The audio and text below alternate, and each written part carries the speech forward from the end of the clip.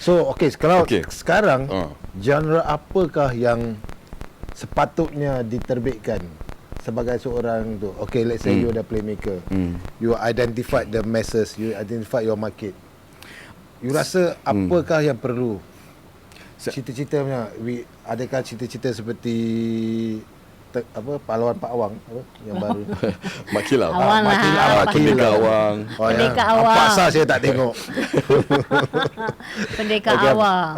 Atau genre historical ke, atau cerita seram, atau cerita yang ada sex, atau boleh sesimple tapi mendalam seperti Abang Adik ke. Lately ni kan cerita human stories, human interest punya cerita kan. So apa for you as a playmaker, apakah yang kau rasa yang I think kalau ni perlu ada dalam market kita sekarang?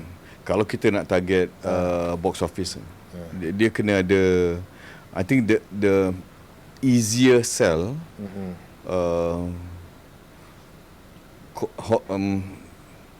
comedy is an easier sell. Comedy stroke action, comedy stroke horror, comedy stroke something is an easier sell. Even kalau drama tu pun you need to have the comic element untuk buat orang lega, ringan sikit. For example, kita tengok Polis Evo 1, Polis Evo 2, Polis Evo 3. Polis Evo 2 serius sikit sebab kita waktu tu nak tembus pasaran Indonesia. Tapi yang laku yang lebih diterima ramai 1 dan 3 kerana ada elemen komedinya. So I think komedi sesuai dengan kita orang Melayu yang agak santai. So kita nak light sikit. Tapi kalau serius, saya rasa dia menarik kerana masyarakat penonton hari ini, bila kita tengok, say for example, you mention about Abang Adik. Abang Adik is slowly getting traction. Walaupun lambat, tapi word of mouth, social media, orang dah mula masuk. Kita tengok Imaginor, siapa sangka? Imaginor was a very, very good example. Saya waktu menonton Imaginor pertama kali untuk buat to review the film, dalam hati saya kata ini paling kuat boleh cecah 3 juta. Kerana based on sejarah. Tapi cerita dia ada rasa, dia sedap. Dan kena cita rasa budak-budak muda juga. Gen Z, millennial. So the more conversations we have, the more wants ataupun idea-idea baru yang kita ketengahkan. That's what innovation is about. It's about understanding the market and creating something to feed the market. So we innovate lah. Dan kalau kita nak cakap pasal what's available, kita mungkin boleh bermula dengan memilih IP lama sebelum ini. It's one of the example lah yang kita boleh gunakan. We can start with remakes. Hollywood buat banyak remakes. Even Korean remade a lot of foreign films sebelum dia muncul dengan filem-filem. Having said that, I tak mungkin I tertinggal, tapi I rasa tidak. Pasal I memang suka menonton apa saja yang ada di luar sana. Tak kira apa bahasa, apa-apa semua saya tengok. Malaysia ke, Filipin ke, Pinoy drama ke, Korean ke. Kenapa Malaysia jarang remake? Kita macam remake Indonesia apa? Remake filem apa semua. Macam even kalau Indonesia kita ada Suzana remake. I mean remake lah kan, revisit dia punya whole thing. And then of course adapt apa tu, even Korea so banyak remake juga. Tapi Malaysia kurang. I jarang. Tak ada. I think maybe tak ada pun. Kenapa tak ada remake of tak berani. Remake, kalau kita dalam format konten hiburan, there's a lot of adaptation banyak. Remake dia tak ada. Remake yang last, the one that I can remember ialah remake of Rahsia. Rahsia. Remake.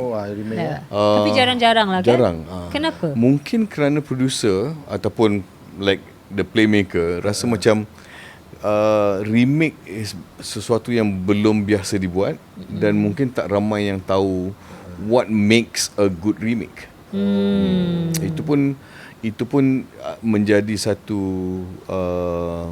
persoalan yang mungkin kita kena cari jalan keluar ataupun we need to find that solution. Kalau let's say kita bertekad Singapura harus produce 3 filem setahun, remake has to be a part of the agenda. Okay. Salah satu filem yang you nak remake. Oh, You rasa apa? You rasa you nak remake cerita filem apa? okay. I'm a big fan of P. Ramlee. Okay. Satu filem P. Ramlee yang agak buruk pada ketika itu. Dr. Rusdi? Tidak. 6 Jahanam. Enam 6 Jahanam dikritik teruk dalam sejarah filem Melayu. Tapi bila kita tengok tema dia adalah seorang lelaki yang membalas dendam atas kematian isterinya yang dibunuh beramai-ramai oleh 6 Jahanam tu. Dia mengambil langkah untuk belajar, mempertahankan diri, dia pergi menuntut ilmu, and then the revenge. Kalau kita tengok the hero's journey, the plot, baru nak cakap. exactly, kan? Baru nak cakap. So it is My John ex Wick. tu. XX. So it is John Wick. You see some elements of the Equalizer. There's then watak Yusof Latif yang saya sungguh minat dalam filem 6 Jahanam.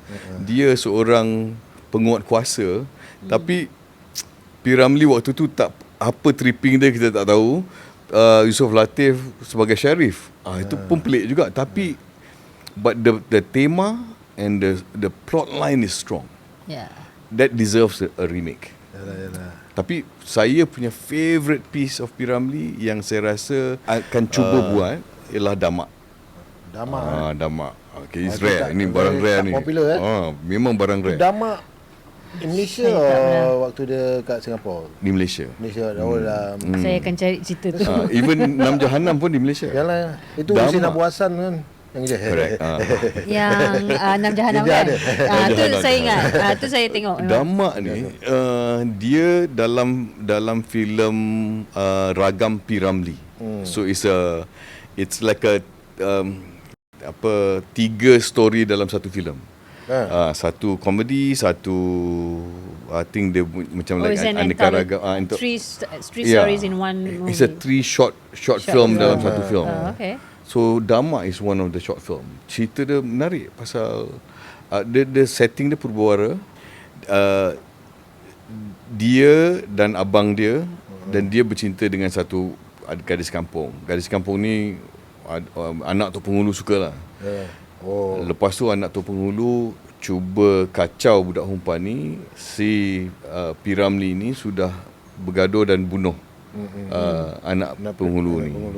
So abang dia kata kau kena lari. We cannot hide you. Kau kena lari. So P. Ramlee pun lari. Dan tunang P. Ramlee ni dijaga oleh abang dia. Okay, I will protect your fiancé. Kau lari dulu. So penghulu ni dengan kuncu-kuncunya cakap dia pergi cari P. Ramlee dan dia balik kata okay, buat celebration, kita dah bunuh P. Ramlee. Damak abang P. Ramlee ni Kahwin dengan dia Matai. Siapa dengan tunang. Mahmud Jun. Mahmud Jun jadi abang dia. Dan abang dia seorang pesilat yang lebih handal dari P. Ramlee. Dan dia bersumpah tak nak menggunakan keris sebab dia tertikam arwah bapa dia. So that was his promise. Dia tak akan. Cerita best. Cerita dia memang best. Dia punya characterization semua solid. So bapa kepada tunang kata okay, since P. Ramlee pun dah meninggal, aku dah lama nak merantau. Itu satu tema yang interesting kerana orang Melayu pada waktu tu suka merantau. Yes. Merantau itu adalah satu cita-cita besar, kemestian kepada ramai. As a man, Exactly. As a man you have to travel, you have to merantau.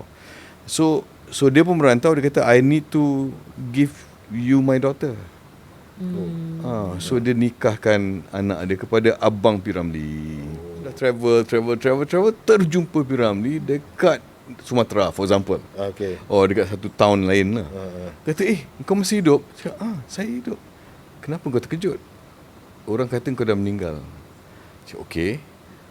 How is macam mana dengan Tunang dia. tunang dia Kesuma, for example. Kesuma macam mana? Waktu dia cerita lah, abang kau dah kahwin Kesuma.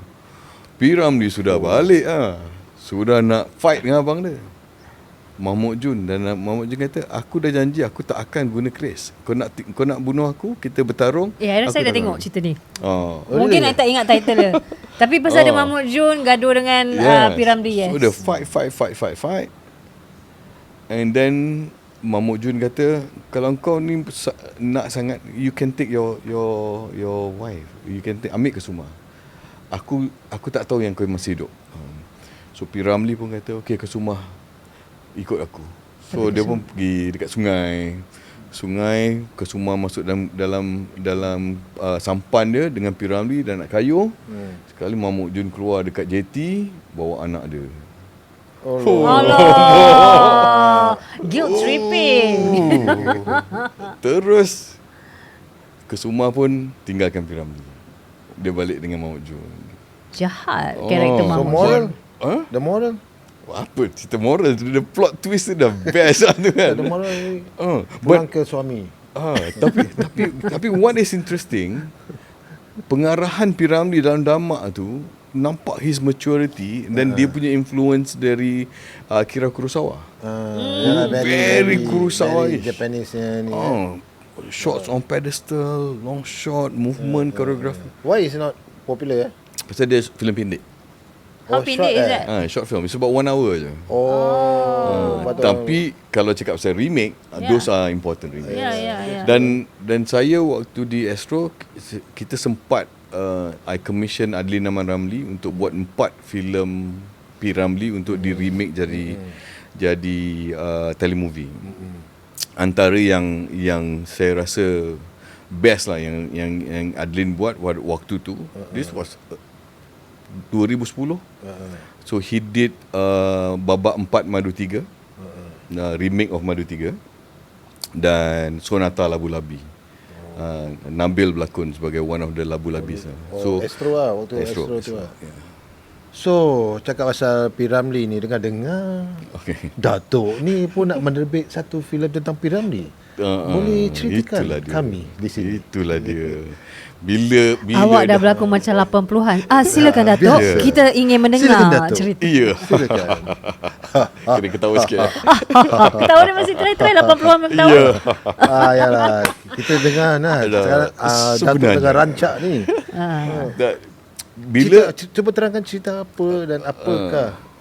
Tak, pasal projek P-Ramlee ni memang dah ada dalam radar saya lama dah. Bila buat that remake, and then dengan Adlin kita bersembang tentang, dan Adlin buat P-Ramlee the musical. So dia tulis dan mengarah P-Ramlee the musical. Dan kita semua, ramai sangat orang bercakap, kita kena buat cerita pasal P-Ramlee ni, filem P-Ramlee ni, tapi tak ada yang buat. Tapi selepas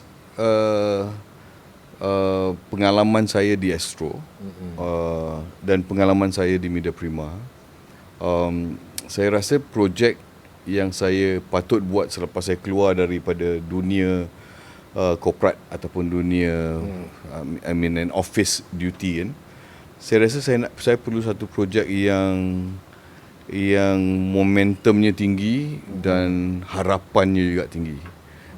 Again, saya hidup dengan challenge. Saya tinggalkan lakonan because it's not challenging anymore.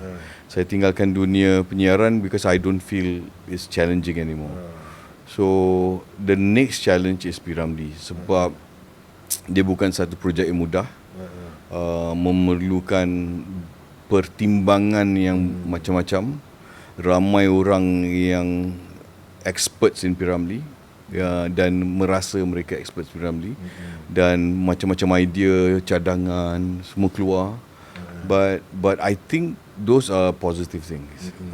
Dan kita akan menerbitkan satu filem biopic P-Ramlee, kisah hidup dia, daripada dia daripada di Pulau Pinang sampai ke sampai ke Merdeka Studio. So Pulau Pinang, Singapura, Jalan Ampas, Shaw Brothers, berhijrah semula ke Kuala Lumpur bersama Merdeka Studio sampai dia meninggal lah. Itu dia punya timeline of his journey. The challenge is nak compresskan manusia dan kejaya P. Ramlee dalam 2 jam, 2 jam setengah. It's not easy. Apa yang saya sebut tadi semua itu perjalanan filem yang kita tahu. Music dia is another level. Can you imagine bila Pop Yeye muncul, The Platters muncul, P. Ramlee terasa macam kita perlu ada satu band Melayu. Pancasitara ditubuhkan. Lagu dia yang sampai sekarang orang akan ingat, Apabila Larut Malam, for example. Dan lagu-lagu P. Ramlee sedap. Lagu dia sedap, semua lagu dia sedap. Bila kita dengar balik semua lagu-lagu P. Ramlee semua macam sedap dan orang boleh senang ingat. Soothing.